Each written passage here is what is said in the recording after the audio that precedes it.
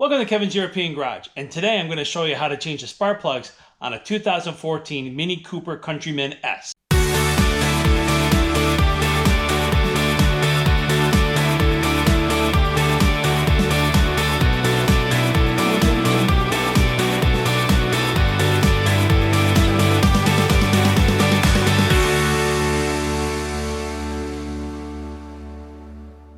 So this car's got a little over 60,000 miles. It's 2014, and I've never changed the plugs.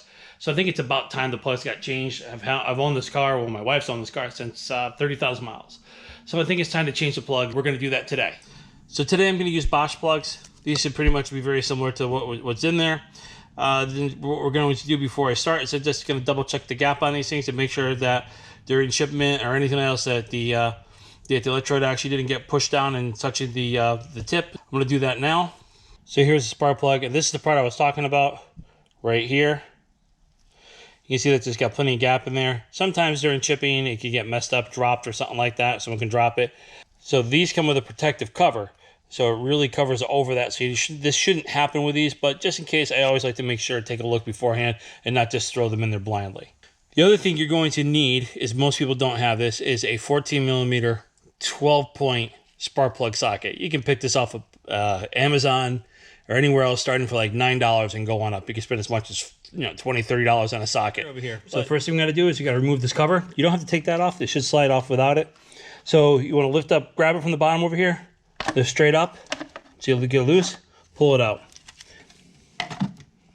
So before I do anything over here, I like to kind of just clean it off because, well, you never know what you're going to get into. You want to make sure that that nothing gets down into the spark plugs accidentally.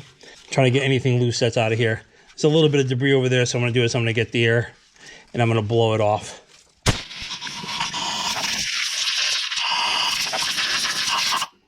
That's where that little piece went. One of them was missing off the cover. And there it is. All right, now that I'm pretty happy with the fact that nothing is going to fall down into the holes, so now we're going to remove the electrical connections and everything and start pulling these out. Pretty simple. Pull up on the back of it.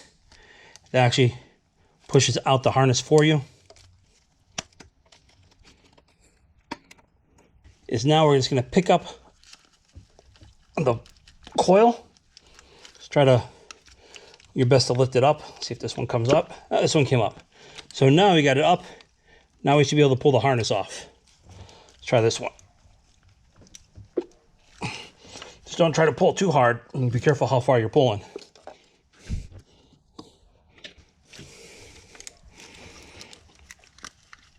We don't want to damage anything. See? Maybe I might have to twist it a little bit. There we go. And this number one is being a pain in the butt over here. It came out faster than I wanted it to. And I snapped a little end off over here. Lovely. It's just a little part of the cover. So as I said, be careful. If not, that's what happens. All right, so now the next thing is just take a look down on the holes. See, there's dry down there. The valve cover is not leaking. So we're good to go. If the valve cover is leaking, then you got to be careful about that because you don't want all that oil going into the combustion chamber as you're changing the plugs. So I would suggest at the same time I would replace the valve cover gasket, but we're good to go on this. There's no leaking from it at all. Take our 14 millimeter socket along with our extension, just 3/8, and slowly take these things out. They shouldn't give you any hard time going out. If they do, then I would suggest you stop. You don't want to strip it out or anything like that. They should come up with relative ease. There's one. And I would just take a look at these and make sure that the burn looks okay. You don't have a lot of oil buildup on or anything like that. Means you indicate you might have a problem or damaged engine. And this just looks like, it's got 60,000 miles on it, 60,000 plus, and time to change it. It's just a worn plug.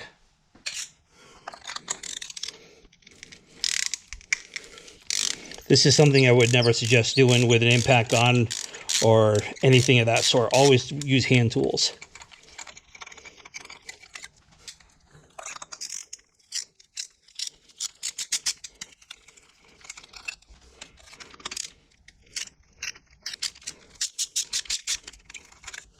Okay, and now for the new one. So basically what we're doing, we're tightening these things down until this crush washer is completely crushed.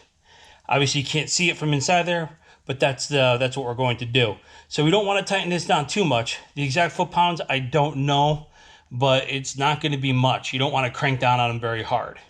So we put these in there again. I always put these in by hand. And actually, before I put them in there, I'm going to put a little dielectric grease on them. So I just got a little dielectric grease on there. This will keep moisture from getting in there and messing up the connection. So I always put these in by hand, run them in all the way until they bottom out. I don't like it when I see these people rip the spark plugs in there. All right, so that's bottomed out.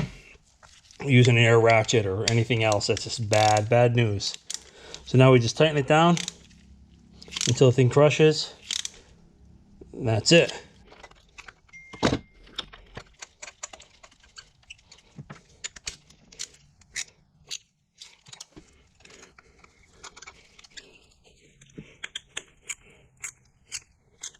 And lastly, number 4.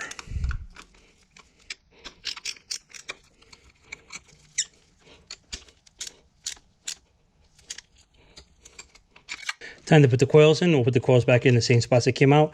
And they're supposed to line up in one little spot. So you can see it over here. This tab has to sit back in here. So you put it on. Get your harness in there.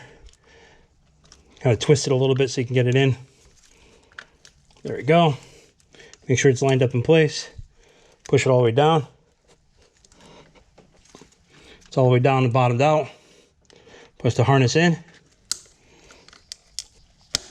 until it clicks. And then once it starts getting in, this thing will automatically start closing down, and then you finish it off. Okay, there we go. Make sure it's lined up.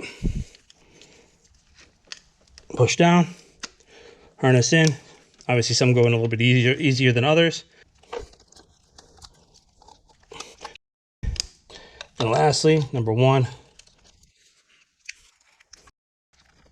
All right, so that's down all the way. And there we go. Locks it in place. A quick little push down. Not too hard.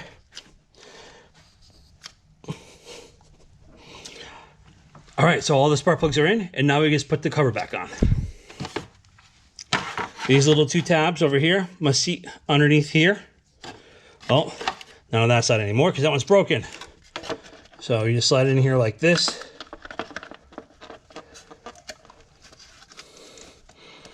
Make sure these things are underneath. This one goes right here. And that's it. That's changed the spark plugs. So thanks for watching me change the spark plugs on this 2014 Mini Cooper Countryman S. It's a pretty simple job. The only thing you need is just that pretty much that one special socket. So this can be done easily within 10-15 minutes in your garage. Thanks for watching. Don't forget to subscribe, like this video, and I should have more coming out pretty soon.